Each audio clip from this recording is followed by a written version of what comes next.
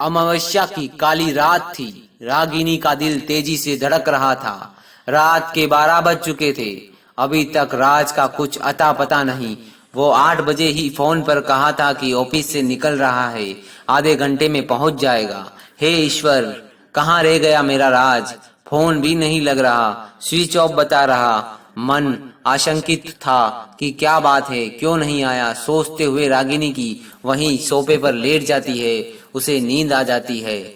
लगातार डोरबेल बजने की आवाज से रागिनी की नींद खुल जाती है। रागिनी सोचती है, इतनी रात को कौन आया होगा? शायद राज आया होगा। कौन है?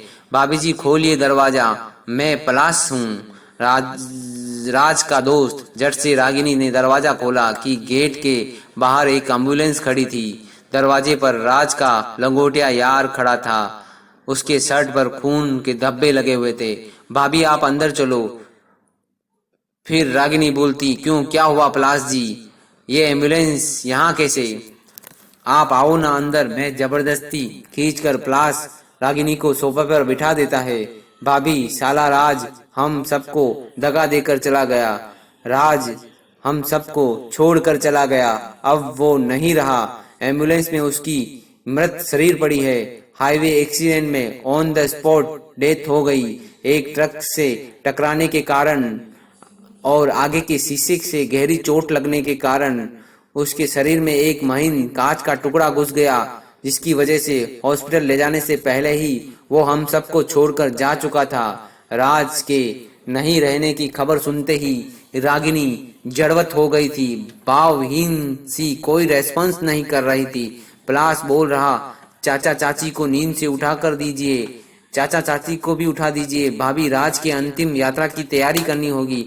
रागिनी को तो जैसे काट मार गया था। राज की माँ बाबूजी का रो रो कर बुरा हाल हुए जा रहा था। राज के मौत से रागिनी अभी भी डिप्रेशन में है।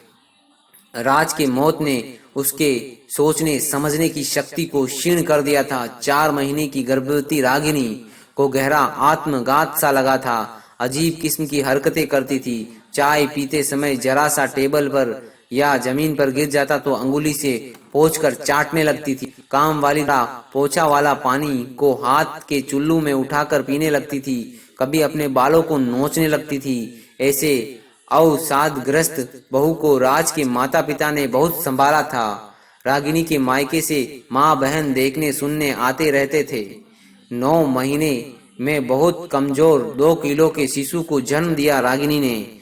नवजात बच्चे को 1 महीने तक ऑक्सीजन बॉक्स में रखा गया था ताकि बच्चा स्वस्थ हो जाए।